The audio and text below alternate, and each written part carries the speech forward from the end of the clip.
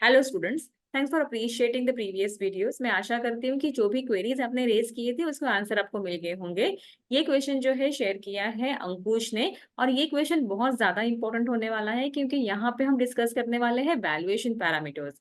तो जो भी वैल्यूएशन पैरामीटर्स हमें क्वेश्चन में मिल रहे हैं, अपार्ट फ्रॉम दैट थोड़े और पैरामीटर्स भी हम डिस्कस करेंगे, और उसके साथ रिलेट करते हुए क्वेरी भी हम स्क्रीनर पे रन करेंगे और देखेंगे कि वो पैरामीटर के साथ कौन सी कंपनीज जो है वो बेस्ट सूटेबल हो रही है हमारे आगे के एनालिसिस के लिए। तो हम देखते हैं सबसे पहले question.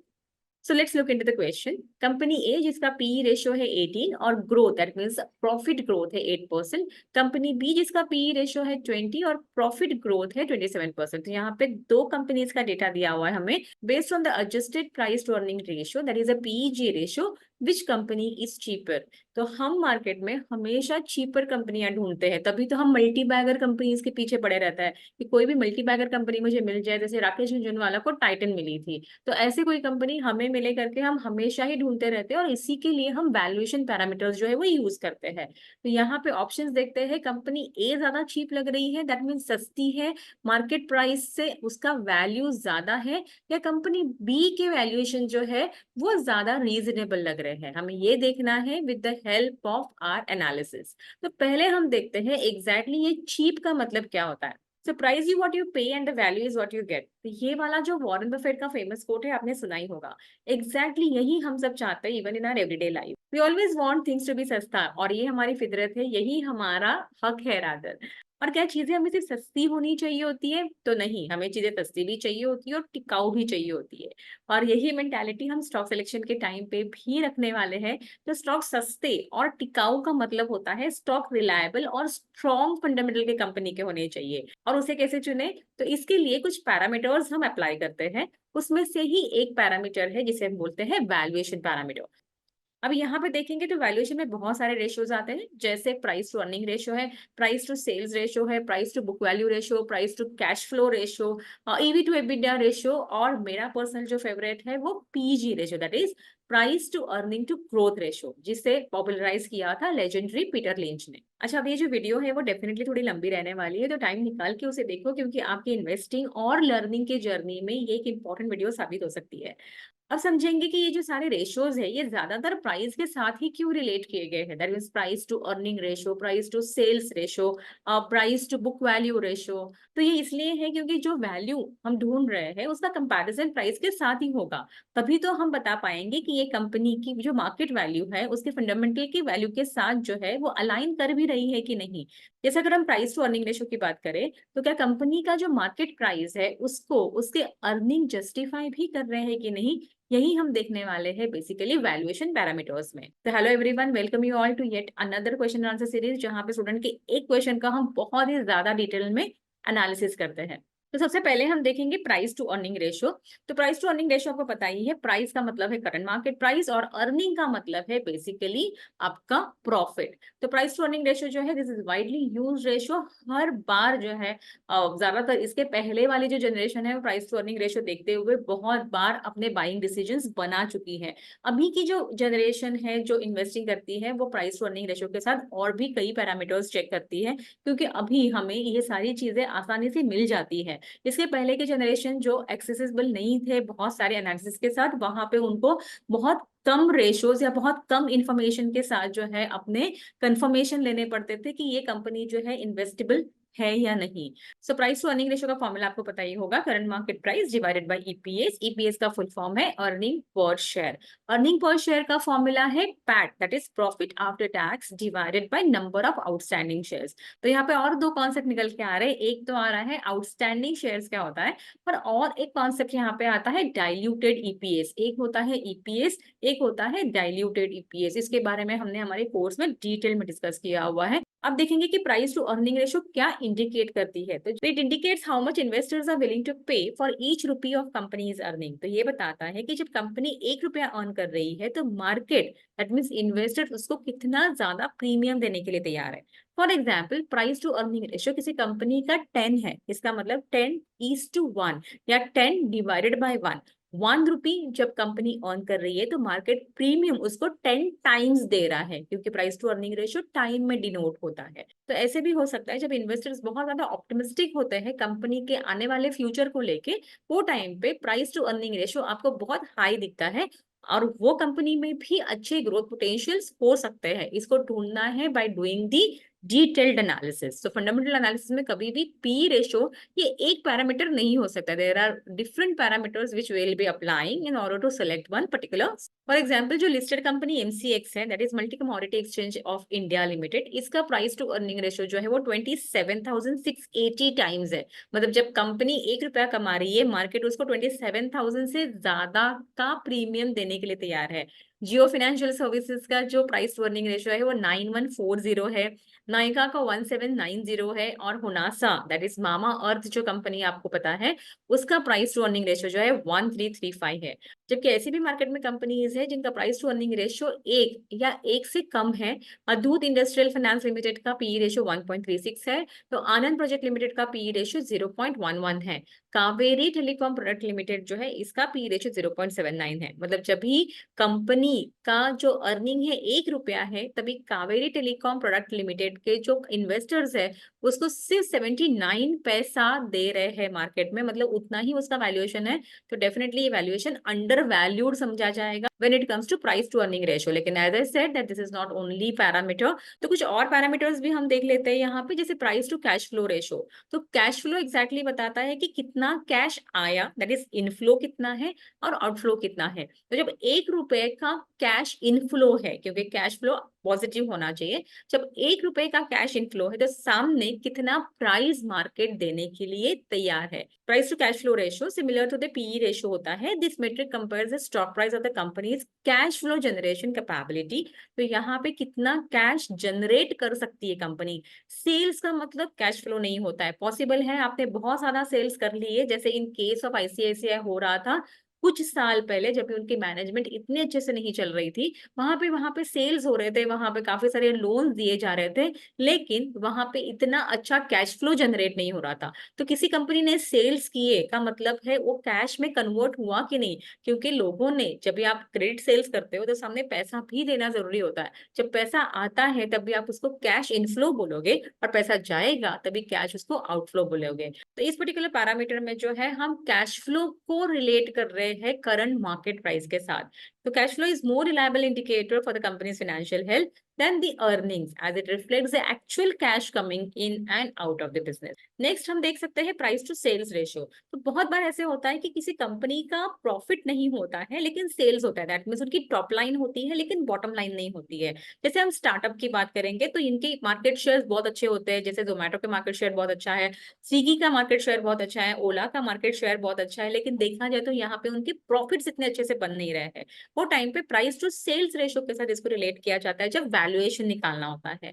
The price to sales ratio, this ratio divides the stock price of the company's sales per share and it shows how much investors are paying for each rupee of company's revenue. ₹1 जब company on कर रही है तो कितना price या कितना premium जो है मार्केट में उसे मिल सकता है, मतलब करंट मार्केट प्राइस उस पर्टिकुलर कंपनी के शेयर की क्या है। This ratio is particularly useful for valuing companies in fast growing industries, जहां अर्निंग या प्रॉफिट जो है माइट नॉट बी सब्सटैंशियल और might not be there at all, लेकिन यस सेल्स अच्छा है, कंपनी का जो मार्केट शेयर है वो अच्छा है, तो ऐसी कंपनीज भी मार्केट में सस्टेनेबल है, ऐसी कंपनीज भी मार्केट में अवेलेबल है। तो ऐसी कंपनीज को अगर आपको चूज करना है और उसका वैल्यूएशन निकालना है तो प्राइस टू सेल्स रेशियो जो है ये भी आपको काम आ सकता है। Again the parameter to select is lower the better. अभी लोअर द बेटर जब हम बोल रहे हैं वो टाइम पे आपको ये भी देखना है कि इंडस्ट्री में ये सारे रेशियोज जो है वो कैसे चलते हैं। तो इंडस्ट्री के पैरामीटर जो है हम इसे यहाँ पे अलाइन करेंगे। तो हम यहाँ पे जो कंपैरिजन करने वाला है वो इंडस्ट्री पी के साथ, industry price to sales ratio के साथ या industry price to book value ratio के साथ करेंगे। नेक्स्ट आएगा enterprise value to EBITDA ratio, ये भी बहुत इंपॉर्टेंट है। और यहाँ पे हम देखते हैं कि एंटरप्राइज वैल्यू क्या होती है, कैसे निकाली जाती है, इसका डिटेल्ड एनालिसिस जो है हमने हमारे कोर्स में किया हुआ है। और एबिटा का मतलब है earning before interest and tax and depreciation and amortization। तो यहाँ पे एंटरप्राइज वैल्यू को हम डिवाइड करेंगे एबिटा के साथ, और ये भी लोअर द बेटर है, लेकिन यहाँ पे इंडस्ट्री रेशो भी हम देखेंगे, प्लस 10 के नीचे का जो enterprise value to EBITDA ratio है ये अच्छा माना जा सकता है। और ये रेशो इंडिकेट करता है how much investors are ready to pay for the company's actual operating profit. तो डेप्रिसिएशन और अमोर्टाइजेशन जो है ये नॉन कैश आइटम है, तो यहाँ से इनको निकाला गया है। एबिटा लिया है मतलब आपने ऑपरेटिंग प्रॉफिट लिया हुआ है, तो जब 1 रुपए का ऑपरेटिंग प्रॉफिट होता है तभी कंपनी की एंटरप्राइज वैल्यू क्या होती है। जब हम एंटरप्राइज वैल्यू फाइंड आउट करते हैं वो टाइम पे हम कंपनी का मार्केट कैपिटलाइजेशन ध्यान में रखते हैं, हम ऐड करते हैं कंपनी की outside liabilities, long term liabilities जो भी है, और हम डिडक्ट करते हैं कंपनी का कैश। तो आप अगर जो कंपनी लिस्टेड है उसको अगर हम देखेंगे तो एंटरप्राइज वैल्यू एक पैरामीटर आप देखें और उसको रिलेट करेंगे हम कंपनी के मार्केट कैपिटलाइजेशन के साथ, वो यूजुअली कम होगा तो बेटर माना जाता है। तो एंटरप्राइज वैल्यू जो है डिवाइडेड बाय एबिटा रेशियो है, तो यहाँ पे कंसिडरेबल जो वैल्यू है वो लेस देन 10 वाली है। तो जब भी आप पैरामीटर डालोगे तो लेस देन 10 वाला पैरामीटर अगर डाल सकते हैं तो यहाँ पे आपको एक बेटर पिक्चर कंपनी के enterprise value to EBITDA ratio का पता चलेगा। मतलब कंपनी जब ऑपरेटिंग प्रॉफिट 1 रुपया कमाती है तो कितना मार्केट एंटरप्राइज वैल्यू देने के लिए तैयार है। अभी एंटरप्राइज वैल्यू का एक्चुअल मतलब ये होता है कि आप अगर कंपनी खरीदना चाहो तो कंपनी आपको कितने रुपए में पड़ सकती है। फॉर एग्जाम्पल आज आप रिलायंस खरीदना चाहते हो तो रिलायंस कितने में आपको पड़ सकती है, तो रिलायंस का मार्केट कैपिटलाइजेशन है प्लस रिलायंस के ऊपर के जो भी डेट है और हम माइनस करेंगे उसके पास जितना कैश है, कैश इक्विवेलेंट है, तो इतना वैल्यू जो है आपको मुकेश भाई को देना पड़ेगा, तभी जाके आप रिलायंस खरीद सकते हो। ये होती है एंटरप्राइज वैल्यू। नेक्स्ट है price to book value ratio. Book value ये कॉन्सेप्ट मुझे लगता है आपके दिमाग में बहुत ज्यादा कंफ्यूजन क्रिएट करता है, क्योंकि एग्जाम में इसके ऊपर बहुत क्वेश्चन आते हैं और मुझे ज्यादातर क्वेरीज बुक वैल्यू समझाने के लिए आती है। तो बुक वैल्यू का ही मतलब होता है नेटवर्थ। बुक वैल्यू कैसे कैलकुलेट की जाती है, तो सारे एसेट्स दैट मीन्स जो भी आपके फिक्स्ड एसेट्स है प्लस आपके जो भी करंट एसेट्स है हम माइनस करेंगे आपके आउटसाइडर्स लाइबिलिटी, तभी जाके आपको बुक वैल्यू आती है। तो इसीलिए बुक वैल्यू को नेटवर्थ भी माना जाता है। तो price to book value ratio calculate करने के लिए आपको प्राइस लेनी है that is current market price, आपको डिवाइड करना है book value that means assets minus outsiders liability. The book value represents the net asset value of the company in the balance sheet. Net asset का मतलब है asset की net value, और जो asset heavy companies रहते हैं उसकी book value अच्छी होती है, that means strong होती है। तो ये एक पैरामीटर है, बट ये ओनली पैरामीटर नहीं है टू जज एनी पर्टिकुलर कंपनी। तो ऐसी कंपनी जो एसेट हेवी नहीं है, दैट मीन्स आईटी इंडस्ट्रीज की कंपनी आप ले लीजिए, इसका मतलब ये नहीं कि इसमें वैल्यू नहीं है। यहाँ पे भी lower the better is going to be the parameter, और द लोअर पीबी रेशियो जो है might be suggested the stock is undervalued, while the higher PB ratio could be indicate that the market is valuing the company more than its book value। लेकिन यहाँ पे हमें ये भी देखना है कि कंपनी एसेट हेवी है भी या नहीं। और इस कड़ी में लास्ट है पी टू ग्रोथ रेशियो, जो मुझे पर्सनली फेवरेट लगता है, क्योंकि यहाँ पे ग्रोथ के साथ आप प्राइस टू अर्निंग को कंपेयर कर रहे हैं। तो आपने पहले तो प्राइस टू अर्निंग वाला एक पैरामीटर लगा ही दिया, उसके बाद आपने और एक पैरामीटर लगाया जो ज्यादा स्ट्रॉन्ग है, जो ग्रोथ के साथ रिलेट करता है। मार्केट में हर एक इन्वेस्टर को ग्रोथ कंपनी चाहिए होती है, ग्रोइंग कंपनी चाहिए होती है। इसके लिए जब भी हम आपका स्क्रीनर यूज करते हैं, जब हम अपना पर्सनल स्क्रीन लगाते हैं, तब भी हमेशा ग्रोथ वाला इंडिकेटर जो है, फिर वो growth in case of ROE हो, growth in case of earning हो, growth in case of sales हो, तो यहाँ पे जो ग्रोथ है हम इंडिकेट कर रहे हैं अर्निंग के साथ, दैट मीन्स प्रॉफिट के साथ। तो price to earning to growth ratio का मतलब है प्राइस टू अर्निंग डिवाइड करेंगे हम प्रॉफिट ग्रोथ के साथ। सो द पीईजी रेशियो जो है वो प्रोवाइड करता है ज्यादा कॉम्प्रिहेंसिव और detail view of the company's valuation compare to just PE ratio, because it consider not only current earning but it also considers future growth potential.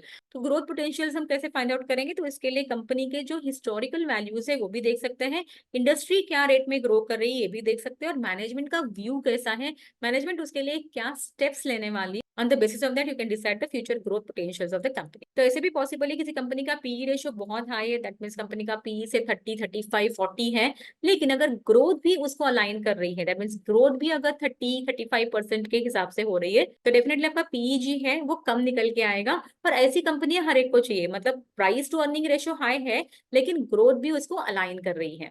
For example Easy Trip Planner करके company है, आप देख सकते हैं इसका EPS growth जो है वो 63.9% है, इसका पी जो है वो 46.6% है, लेकिन इसका पीजी लेस देन 1 है, मतलब इसकी ग्रोथ जो है वो बहुत ज्यादा हाई है। इसे प्रैक्टिकली देखते हैं तो यहाँ पे प्राइस टू अर्निंग रेशियो हम लेते हैं मोर देन 30, और पीईजी लेते हैं लेस देन 2 और इसे रन करते हैं। तो यहाँ पे आप देख सकते हैं इस क्वेरी के 676 रिजल्ट्स है। बहुत सारे और पैरामीटर्स भी हमें यहाँ पे चेक करने हैं, लेकिन हमने 2 ही पैरामीटर देखे जिसका पी रेशो हाई है लेकिन पीजी रेशो लो है। तो प्राइस टू अर्निंग हाई है, मतलब तो प्राइस टू अर्निंग हाई है, तो आप बोल सकते हैं कि ओवर वैल्यूड कंपनी है। तो इन्वेस्टर्स मार्केट में कंपनी को ज्यादा प्रीमियम इसके लिए दे रहे हैं क्योंकि ग्रोथ पोटेंशियल्स भी इसमें बहुत ज्यादा है। यहाँ पे देखते हैं इजी ट्रिप प्लानर, आपको पता ही होगा ईज माई ट्रिप करके इनका एक एप्लीकेशन है। तो आप देख सकते हैं इस कंपनी का मार्केट कैप जो है वो 7762 करोड़ का है। तो इस कंपनी के स्टॉक का पी जो है वो 46.6 है, लेकिन पीजी रेशियो जो है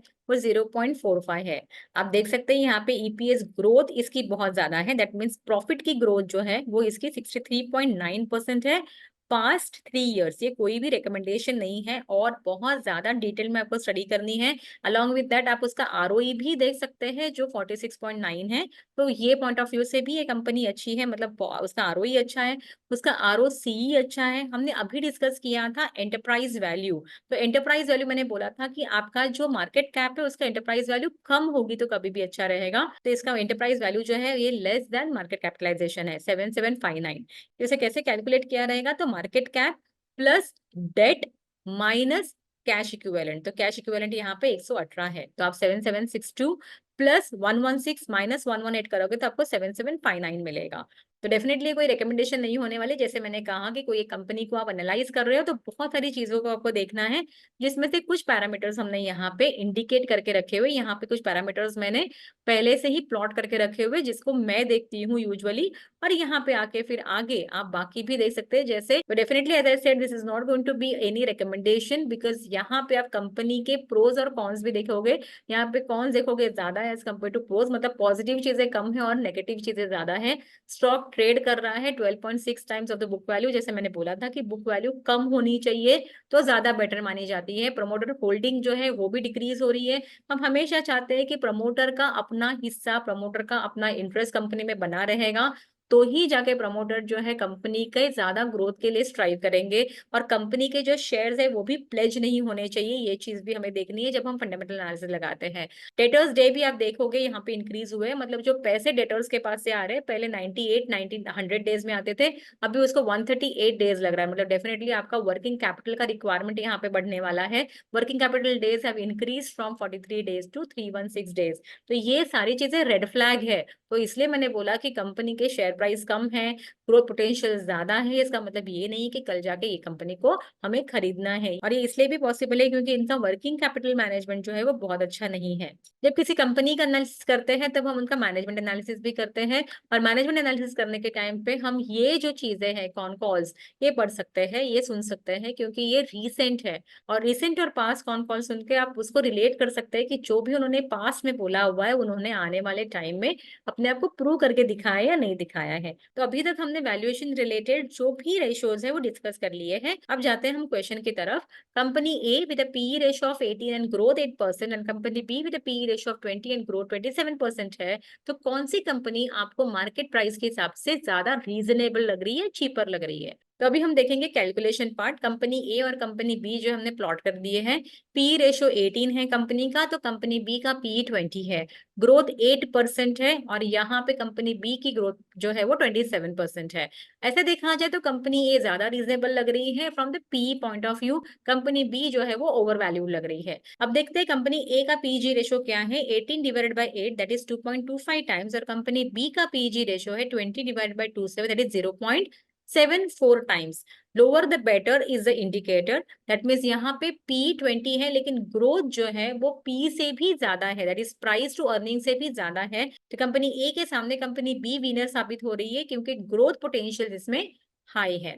so students I hope you understood the concept, valuation principle आपको समझ में आ गए होंगे। आने वाले आपके एनालिसिस में आप डेफिनेटली इसको यूज करोगे, और आने वाले हमारे सेशंस में है हम कैसे कुछ पैरामीटर्स यूज करके स्क्रीनर का इस्तेमाल करते हुए हम किसी कंपनी को सेलेक्ट करेंगे और उसका डिटेल एनालिसिस करने के लिए देखेंगे। तो thanks for watching and happy learning.